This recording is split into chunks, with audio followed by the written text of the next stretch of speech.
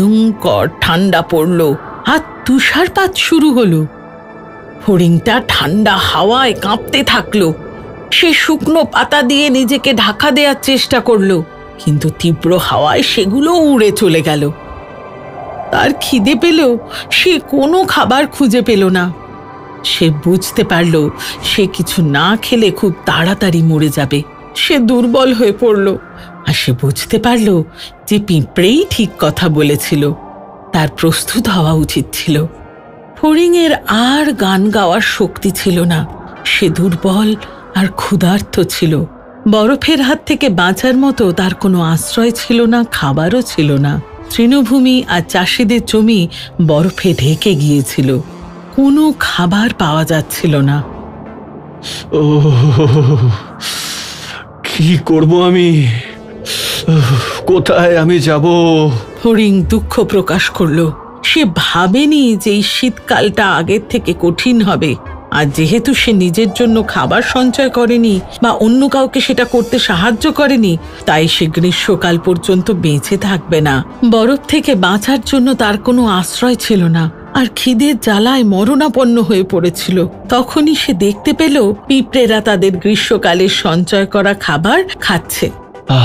এই পিঁপড়েদের কাছে যাওয়া উচিত, গিয়ে কিছু খাবার চাওয়া উচিত আর আশ্রয়।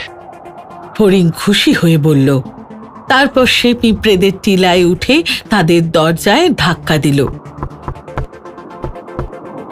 শুনছো পিঁপড়েরা?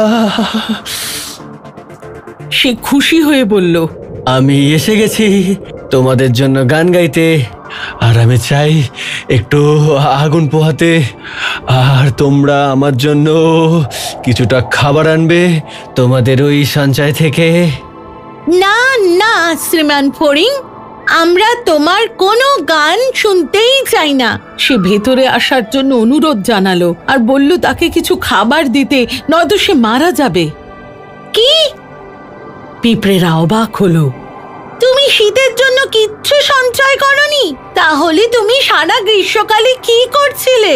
আমার আমার আমার কাছে কোনো সময় ছিল না খাবার জোগাড় করার জন্যে। ফড়িং অনুতাপ করলো। আমি তো গান গাইতেই খুব ব্যস্ত ছিলাম। যতক্ষণে বুঝেছি ততক্ষণে গ্রীষ্ম চলে গেছে। পিঁপড়েরা বিরক্ত হয়ে মাথা ঝাঁকালো আর ফড়িংয়ের কথা না শুনে নিজেদের কাজে ফিরে গেল। যে পিঁপড়েটা একদিন ফড়িংয়ের কাছে সাহায্য চেয়েছিল, সে তার দিকে তাকিয়ে বলল, সারা গ্রীষ্মকালে আমি কঠোর পরিশ্রম করেছি, আর তুমি আমাকে নিয়ে মজা করেছো, গান গেয়েছো, নেচেছো। তখন তোমার শীতকাল নিয়ে ভাবা উচিত ছিল। এখানে তোমার জন্য কোনো খাবার নেই।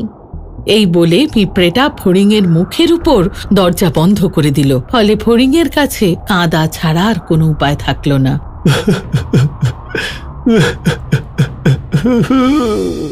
সমাপ্ত। If you enjoyed this story, please like and subscribe our channel and press the bell icon to get future updates. And don't forget to comment.